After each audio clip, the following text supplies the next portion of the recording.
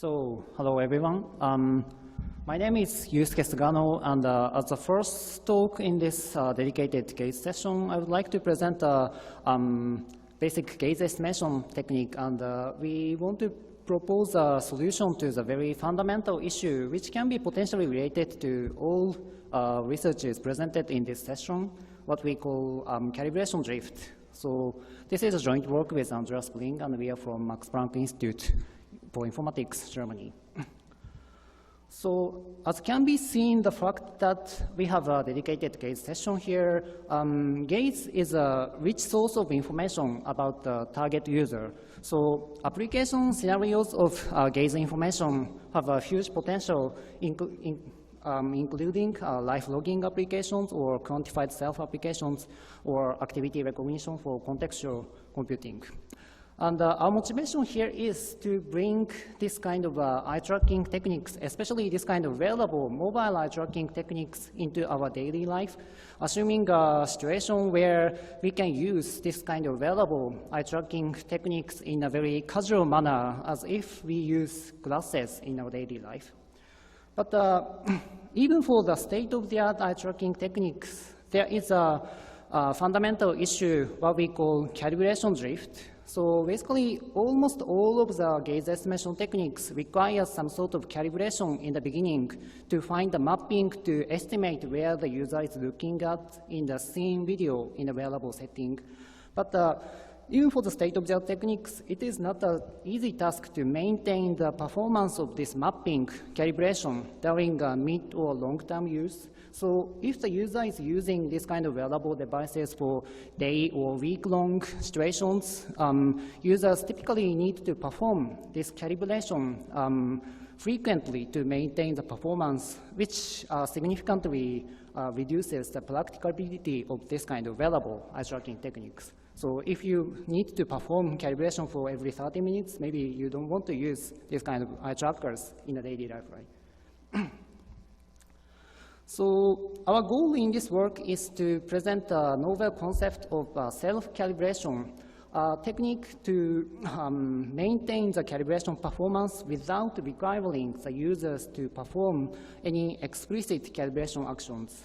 So with our technique, eye trackers can keep the performance of the gaze estimation without performing any specific calibration actions. And in this video, this blue dot is corresponding to the baseline gaze estimation result by using the one-time initial calibration.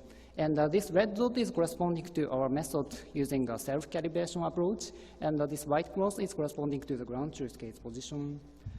And as can be seen, this initial calibration result indicated by the blue dot is becoming far from the ground truth gaze positions, while our approach, red dot, can predict the gaze positions much closer to the ground truth gaze positions than the initial calibration, right?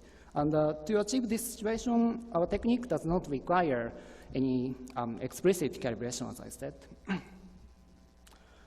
And one of the key messages of this research is this calibration drift is indeed a significant issue, even for 1 hour recordings. So I think typically this kind of user study of gaze interaction techniques uses maybe 5 or 10 minutes user studies. But if we extend this kind of user study to even for 1 hour, we can observe a clear calibration drift, which significantly affects the performance of the gaze estimation techniques. So this kind of calibration drift is caused by a physical shift of the eye tracker headset. So, for example, video-based eye tracking techniques, we can even observe the shift of the eye camera during the long-term recordings, as can be seen in this figure. So the task here is how we can compensate this kind of calibration drift, which often happens a kind of spatial shift from the ground truth gaze positions. So our self-calibration pipeline wants to compensate this calibration drift caused by a physical shift of the headset by using a self-calibration technique. So let me discuss about a bit more details about this eye tracker calibration, what we said.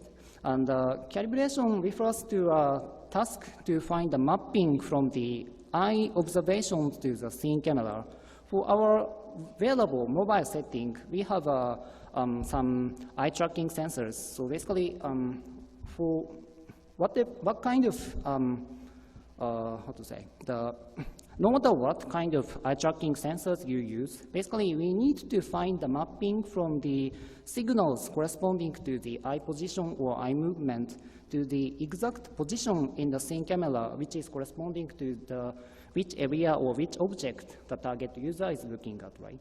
So in this case, we need to find some sort of mapping function from the input feature, eye movement sensor to the gaze position in the scene camera. But in this case, this mapping function itself is assuming a static camera position, scene camera position in the head coordinate system.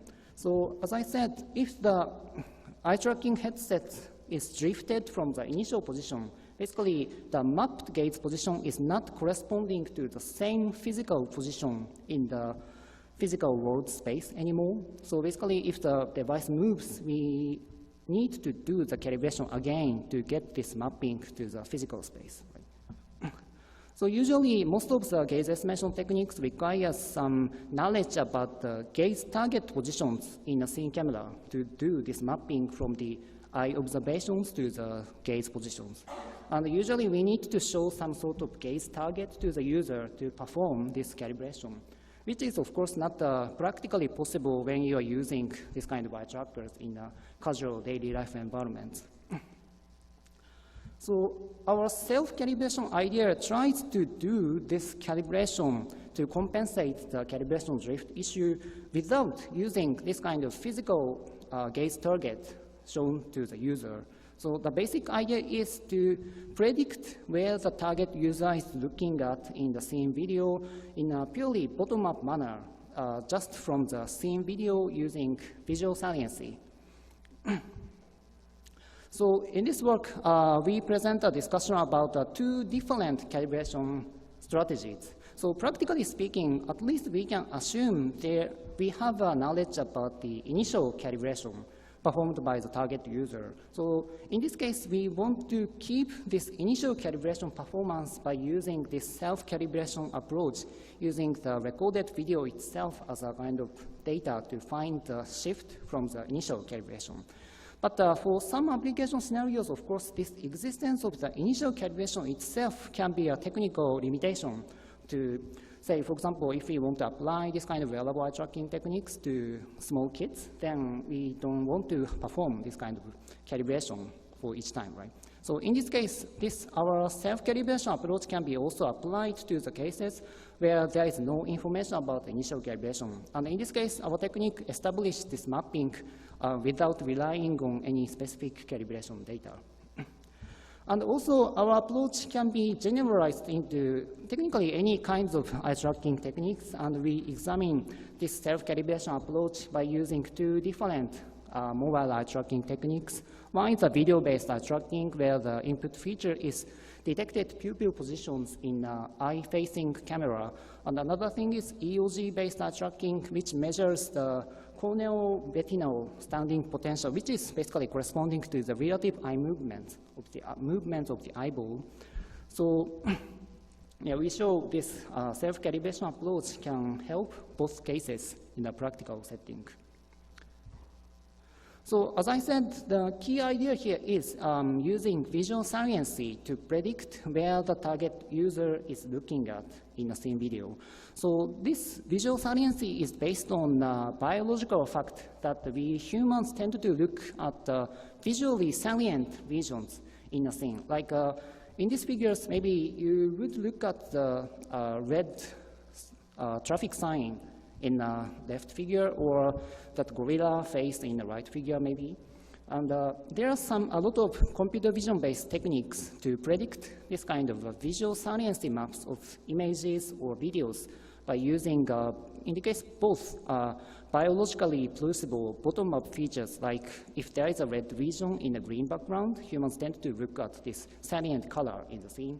And of course, there are some top-down effect of this saliency-based case guidance, like if there is a faces or animals, cars humans also tend to look at the salient object in the scene. So basically, by combining this kind of saliency prediction techniques, at least we can get this kind of a probabilistic map, which is showing which region is more salient to the target user. So in a mobile setting, as a result of the recording, we have a set of eye observations and its corresponding scene images, right? And by applying computational saliency models, we can get some probabilistic maps like this. So the input to the self-calibration system is pairs of eye images and saliency maps. But as can be seen, the saliency map itself is just a probabilistic prediction, and we cannot guarantee the maximum point in the saliency is corresponding to the ground truth gaze position.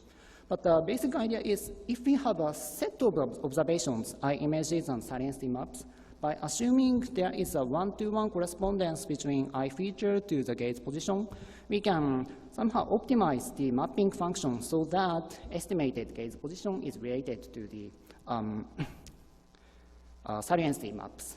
So I have already presented this basic idea of saliency-based calibration several years ago, but most of these previous works, including my own work, was using a very constrained experimental setting to evaluate this idea of saliency-based calibration. So when I presented this idea, a lot of people asked me if this is a practically plausible idea in a practical setting, and at that point I couldn't clearly say yes if this can be applied to a practical setting. And another purpose of this study is to show this idea of saliency-based calibration can be applied to realistic settings using wearable devices by using a low-cost mobile eye tracker as an input stimuli, and we use natural egocentric videos to predict saliency maps. So this figure illustrates the basic pipeline for self-calibration, and as the first step, the self-calibration pipeline clusters input saliency maps according to the similarity of the gaze-related features. And the basic intuition here is if the features are similar, basically corresponding saliency maps should share the higher values around the true gaze position. So by clustering saliency maps, we can enhance the performance of this saliency prediction for better mapping performance. So as a result of this aggregation process, we have a set of cluster mean features and the mean saliency maps. And the core task in this case is to find the mapping between cluster mean features to the gaze positions, as I said.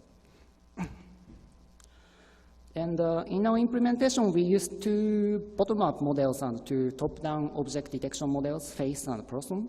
But as we can see, in this kind of egocentric wearable camera videos, there are not always clearly salient objects in the videos, and face and person detection also performs poorer than static image cases, which makes this saliency-based gaze prediction becomes more challenging in essence. And another minor but important issue is, in this case, compared to the stationary case where the video is shown in a monitor, we cannot guarantee the user is looking inside this image. So there are some frames where the gaze prediction from this image is fundamentally impossible, right? So basically, we need to handle this difficulty of saliency prediction in our wearable mobile case. And to solve this difficulty, we propose a robust mapping approach. And key idea here is we approximate the mapping task as an alignment between two 2D distributions. So basically, the input feature is embedded to a 2D space. So this 2D embedding is given by the initial calibration for the case with initial calibration. And if there is no initial calibration, we can apply the PCA to get the 2D embedding. And in this case, we also use a physical constraint of the gaze range. So basically, humans do move their eyes under a certain constraint of the face structure. So we can at least have a prior knowledge about the variance of the gaze positions in the scene, right? So In either case, we can get some sort of a 2D embedding of the input feature, and we try to rotate and shift this input distribution to the salient points to get the mapping function. And to prove the concept, this concept of self-calibration, we did a dataset study by collecting egocentric videos from, in total, 20 participants. And the recording is done by synchronizing video and EOG recordings. And for each participant, the recording took roughly 1 hour. And in between 2 recording sessions, we used the validation sessions so that we can get the ground truth gauge positions for the recording sessions. And we didn't use any instructions for the users. So basically, in this case, our users are performing completely freely without any specific task. And as I said, through this study, we can see clear calibration drift for both video-based and EOG cases. And for video-based case, the calibration drift is caused by, say, gradual shift of the headset and accidental touches to the camera. And for EOG case, actually, another difficulty is mapping to the unbiased recording becomes more difficult because the baseline signal drift removal becomes more challenging. So.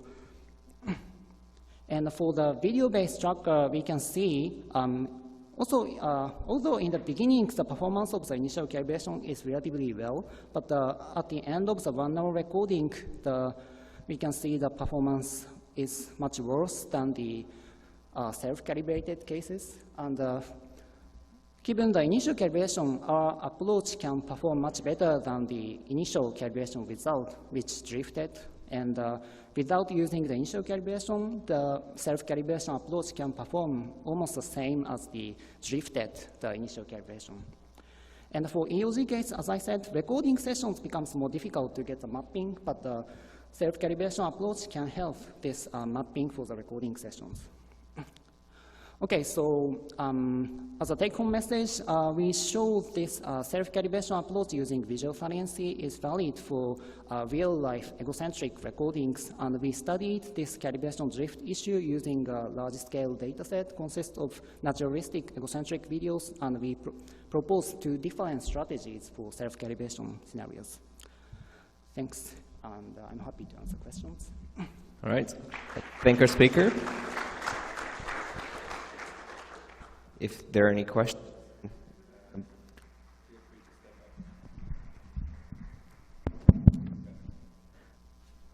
here's it.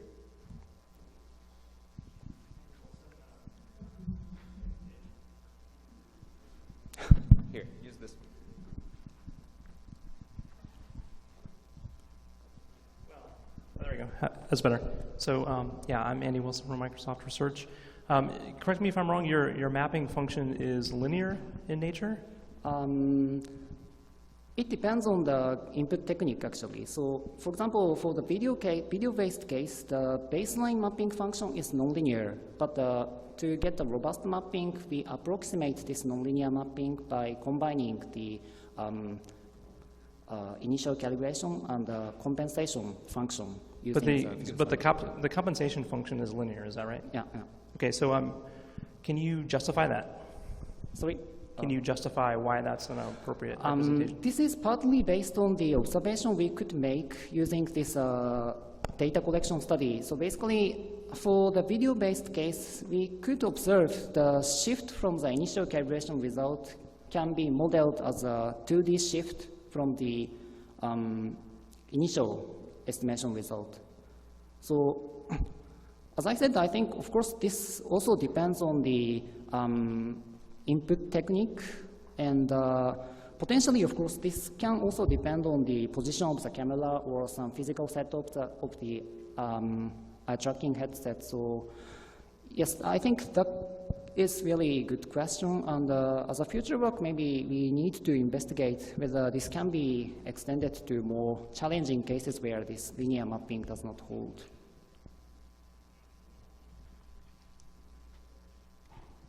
All right, roll. Here. So, Roel Vertical, Queen's University. I apologize for not reading the paper and maybe not. Where does your ground truth come from? For validation sessions, we basically show the ground truth gauge target, physical target to the user to get the ground truth gauge positions. And for the recording sessions, we use this validation data as additional calibration data to recalibrate the gauge estimation function. And we interpolate this recalibrated gauge estimation result for the recording sessions. Yeah, but wouldn't you need to tell the subject? Would you not need to tell the subject what to look at to know what they looked at? Yes, so So I'm talking about the white cross there um, in the videos. There's the red dot, which is the recalibrated marker. There's the blue dot, which is the original calibration, and there's the white dot, or the white cross, which is the ground truth. that cross is obtained by explicitly recalibrating the gauge estimation function using a physical target. Right? So you're doing this simultaneously, you say? And red dot is corresponding to our self-calibration result without using this physical target. Okay, thanks.